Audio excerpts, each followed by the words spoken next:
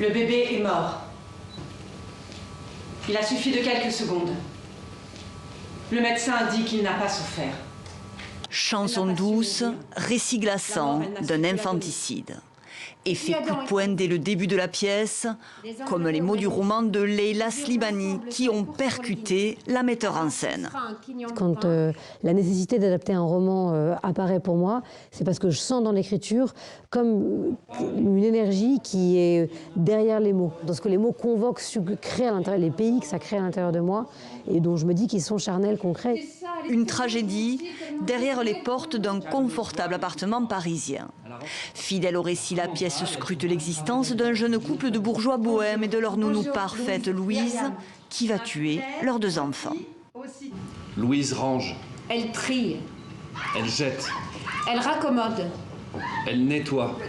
elle cuisine. Des plats incroyables. Notre nounou est une fée. J'avais envie de parler aussi beaucoup de cette domesticité contemporaine. Cette année, on va se faire plaisir et emmener la nounou en vacances.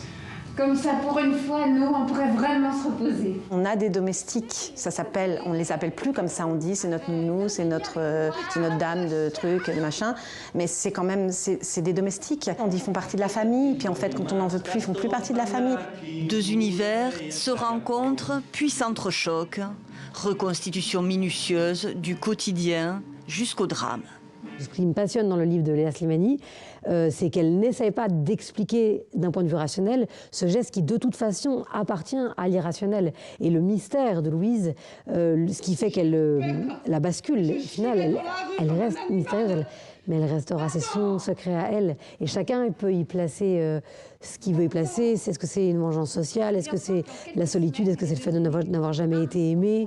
Les enfants, Les acteurs endossent avec brio plusieurs rôles et chaque personnage réussit à émouvoir le spectateur, ce couple amoureux, rêveur et charmant, ces enfants innocents, cette nourrice forte, fantaisiste, mais aussi extrêmement fragile. C'est sans doute la recette d'une pièce et d'un roman bouleversant.